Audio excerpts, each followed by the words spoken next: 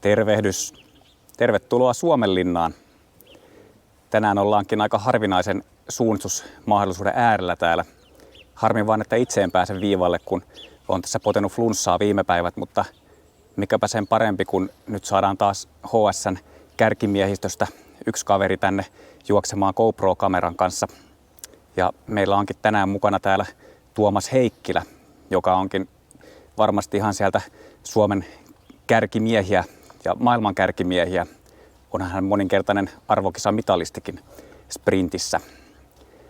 Otetaan kohta Tuomakselta vähän pienet kuulumiset ja haastattelua.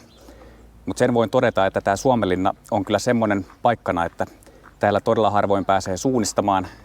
Täällä on ehkä muistaakseni 26 vuoden aikana ollut 2 tapahtumaa. Täällä on käytännössä rauhoitettu nämä ympäristöt ja tällä kertaa sitten Arttu Syrjäläinen, nuorten olympiavalmentaja, on koordinoinut tämmöisen tapahtuman, minne pääsee vain muutama 10 suunnistajaa juoksemaan. Eli todella harvinainen tilanne ja tosi hienoa, että päästään nyt sitten mekin nauttimaan tämän videon välityksellä, minkälaisen juoksun Tuomas täällä tulee suorittamaan. Mutta otetaanpa Tuomakselta nyt pienet kuulumiset kanssa, että millä mielellä hän lähtee tänne suunnistukseen ja annetaan hänen ehkä vähän lyhyesti esittäytyäkin myös. Aika tiivis kausi takana sulla, niin minkälaisella mielellä näin niin kuin loppukaudella oot, että ootko ollut tyytyväinen kauteen ja tänään nyt kun lähdet sitten taas sprinttaamaan täällä, niin onko jalat siinä iskussa, että lähdet tekemään kovaa juoksua vai onko nyt rauhallisemman lenkin päivä?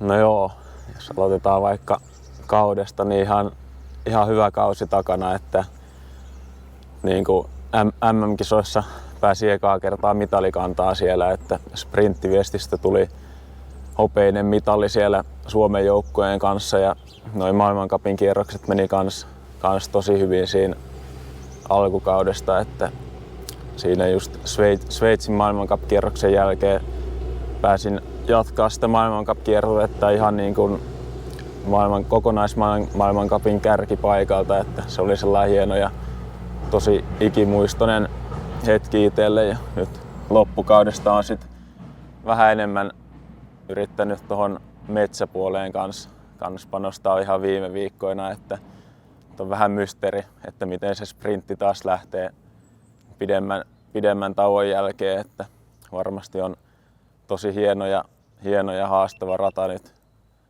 tulossa. Mutta tosiaan niin sä olit nyt panostanut loppukaudella enemmän tuohon metsäpuoleen sitten, niin onko siellä metsäpuolella sitten vielä jotain tavoitteita sitten enemmän ensi kaudelle vai onko se sprintti edelleen se pääfokus siellä?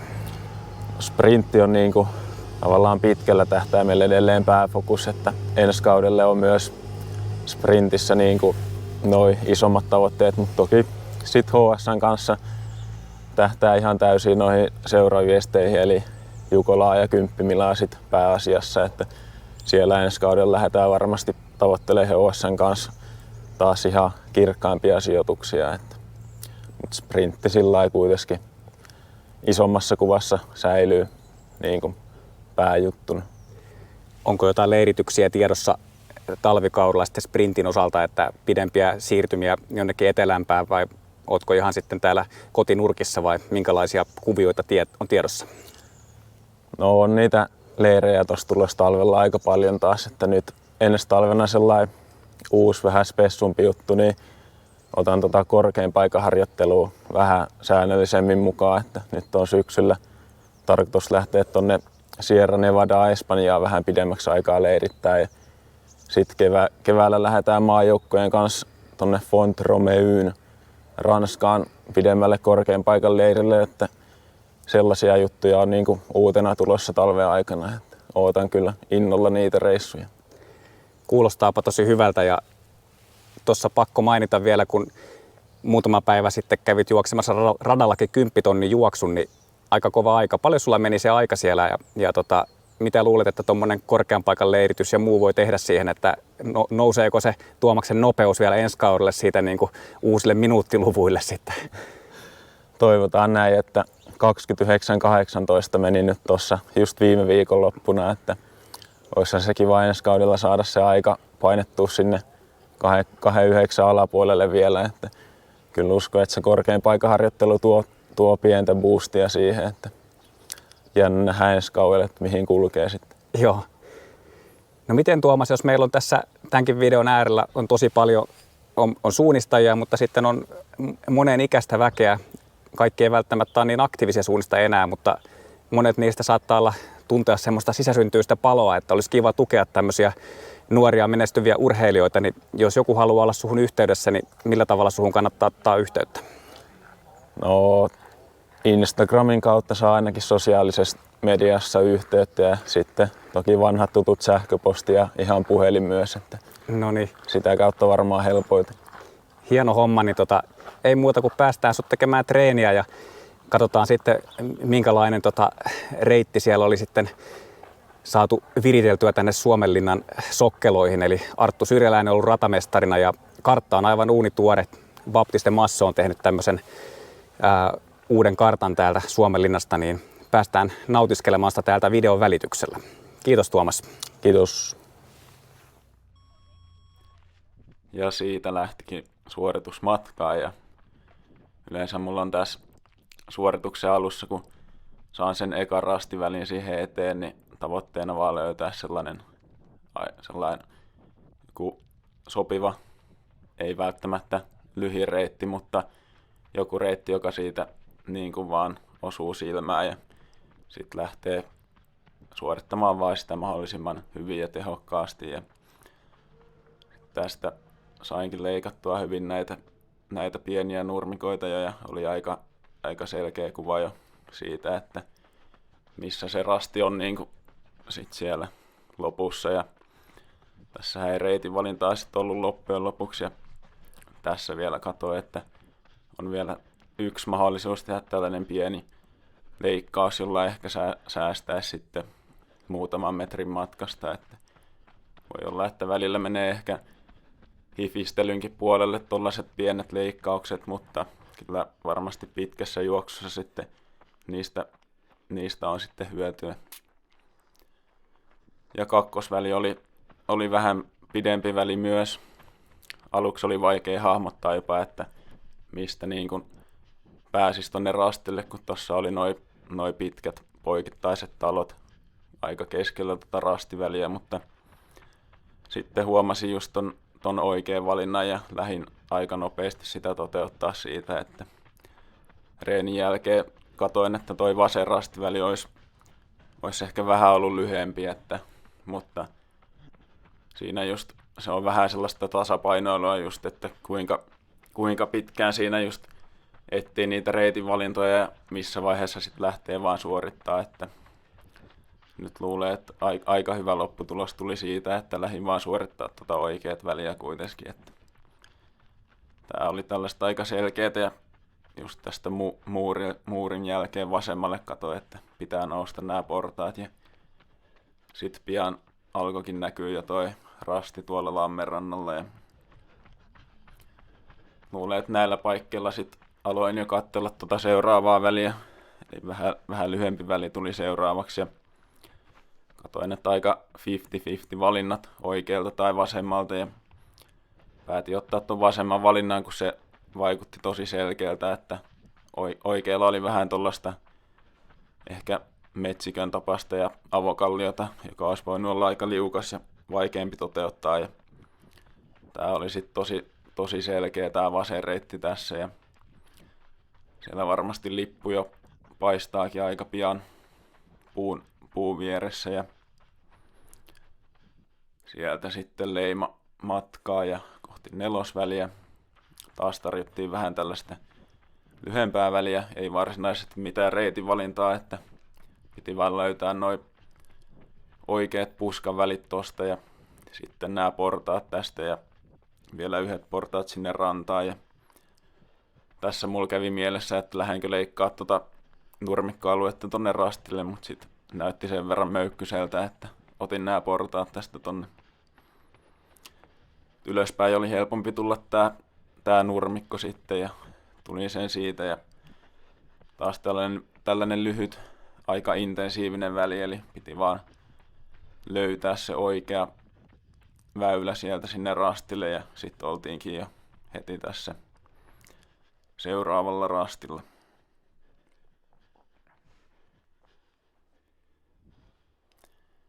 Ja sitten tarjottiin taas vähän pidempää väliä.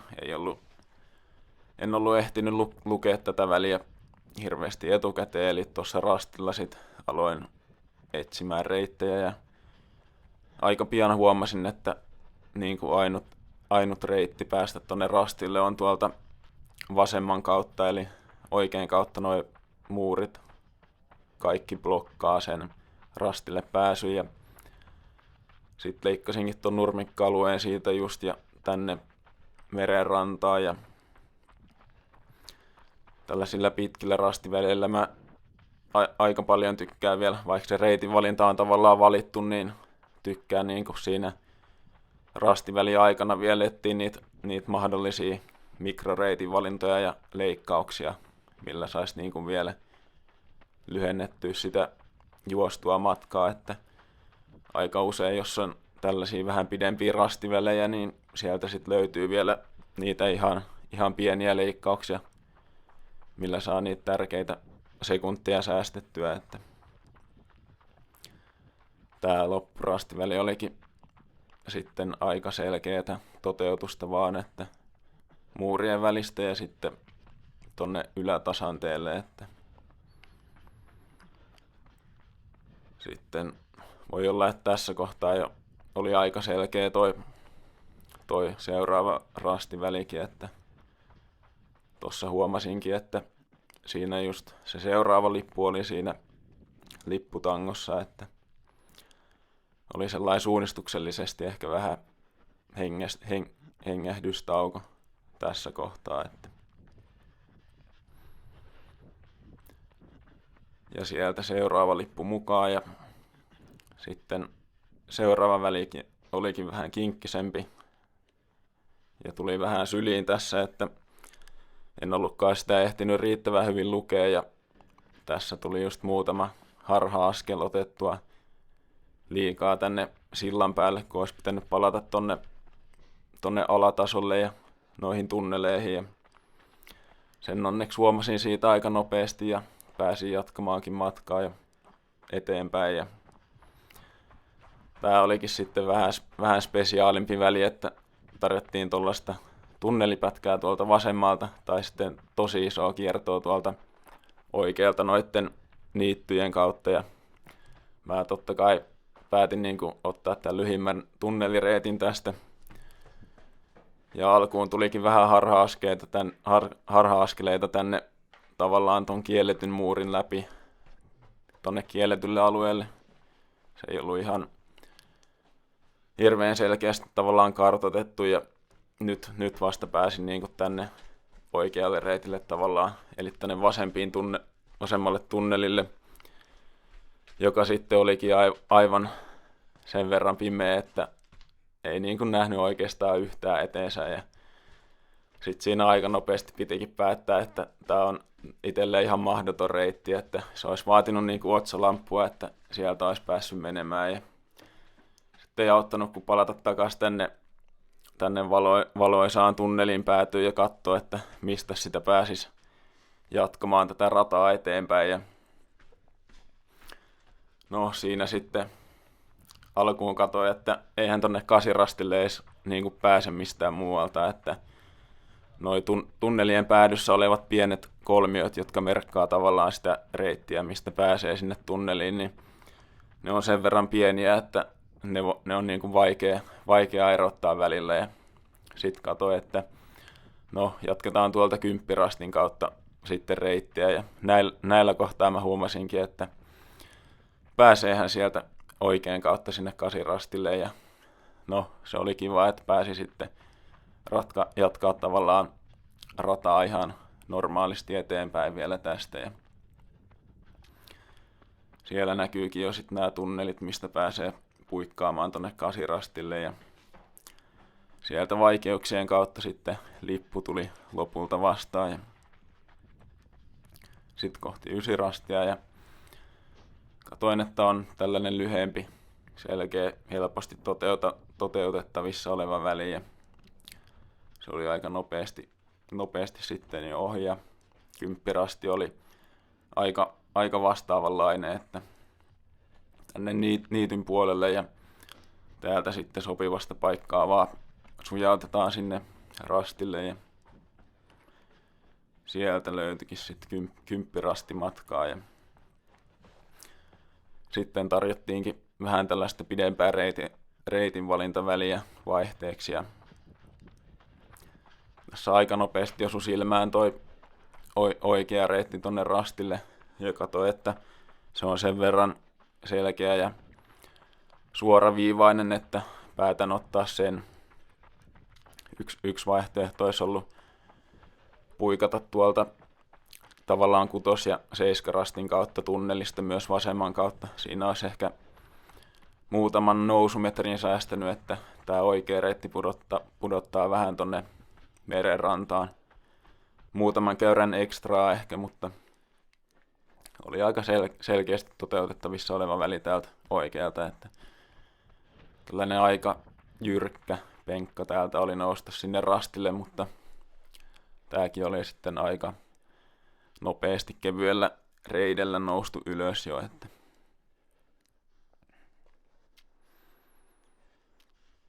ja sieltä talon kulmalta paistaakin jo kohta tuo 11 rasti.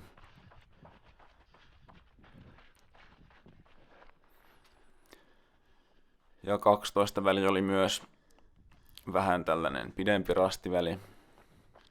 Se oli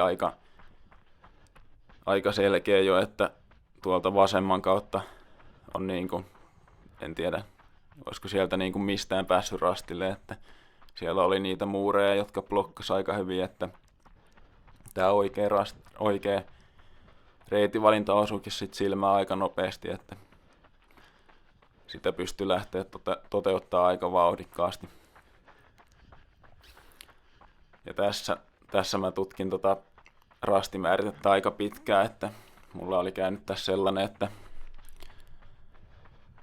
tavallaan rata oli naisten rata ja mulla oli kädessä noi miesten rastimääritteet, eli siellä oli karttaämpäreissä mennyt kartat vähän sekaisin, mutta se ei loppujen lopuksi onneksi haitannut tätä suoritusta, tai se rastimäärite just näyttää, että toi 12 rasti oli niin kuin talon kulmalla ja se on todellisuudessa niin kuin tuossa tunnelin suulla, että se ei onneksi tässä tilanteessa niin kuin haitannut tuota suunnistusta, että välillä myös reeneissä sattuu tällaisia kämmähdyksiä, että niin kuin kisoissakin, että se on hyvä, että on tottunut myös tällaisiin yllättäviin tilanteisiin.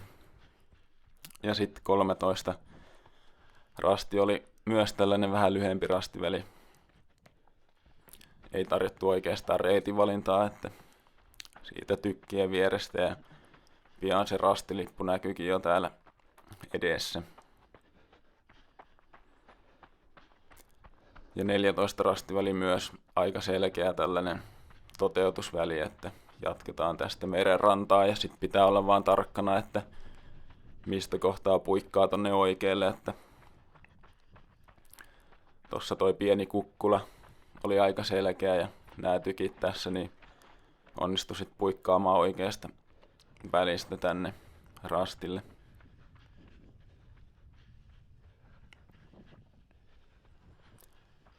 Ja 15 rastiväli myös selkeä, helppo toteutusväli, eli suoraan vaan katsoin, että täytyy jatkaa tätä tietä pitkin ja sitten puikata nämä portaat tuonne merenrantaan. Nämä olikin yllättävän jyrkät nämä portaat tässä ja vähän liukkaat. Siinä oli aamukastetta, niin otin sitten aika varovasti nämä. Ja vielä jatkuu tällaiset hienot merenrantavälit. Katsoin, että siinä ei reitinvalintaa taaskaan hirveästi ole tarjolla. Eli sit vaan silmällä niin kun hain eteenpäin ja katsoin, että mistä löytyisi sellaista hyvää juostavaa pohjaa. Ja aika hyvinkin sitä löytyi tästä, että ja taas vähän tällaista portaita tarkasti vaan, että ei nilkat pyöri tossa ja liukasta kalliota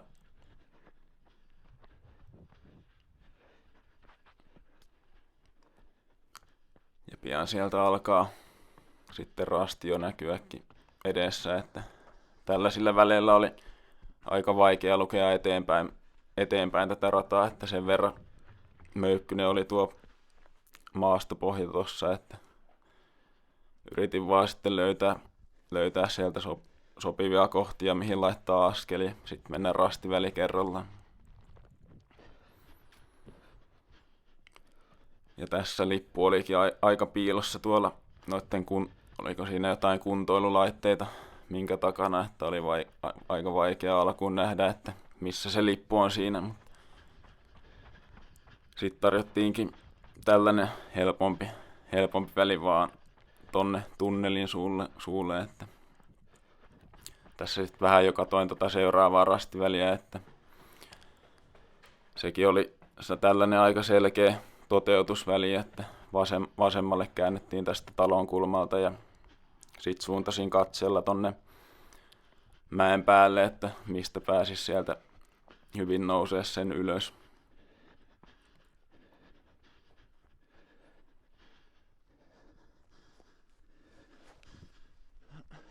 Ja siellä näkyykin jo sitten tää tunneli, mistä pitää puikata tonne rastille, että aika tällainen helppo toteutusväli myös tämä. Ja sitten viimeinen tällainen reitin valintaväli tähän, katsoen, että tuolta oikein kautta ainakin pääsee aika hyvin tonne rastille, että yksi vaihtoehto olisi ollut myös kiertää tuolta vasemman kautta 18 rastin kautta. Päätin sitten ottaa tämän oikean valinnan, että se näytti pikkasen lyhyemmältä.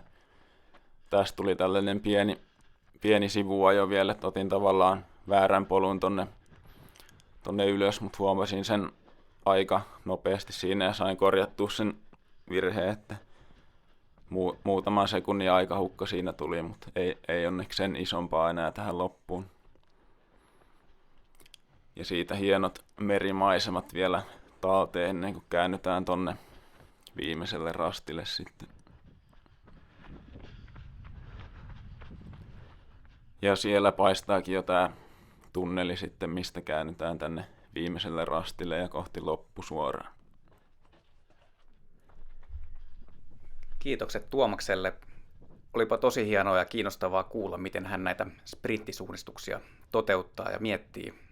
Nyt ei muuta kuin vaan kaikkea hyvää harjoituskauteen ja kannustaa tulevissa kilpailuissa. Moi moi!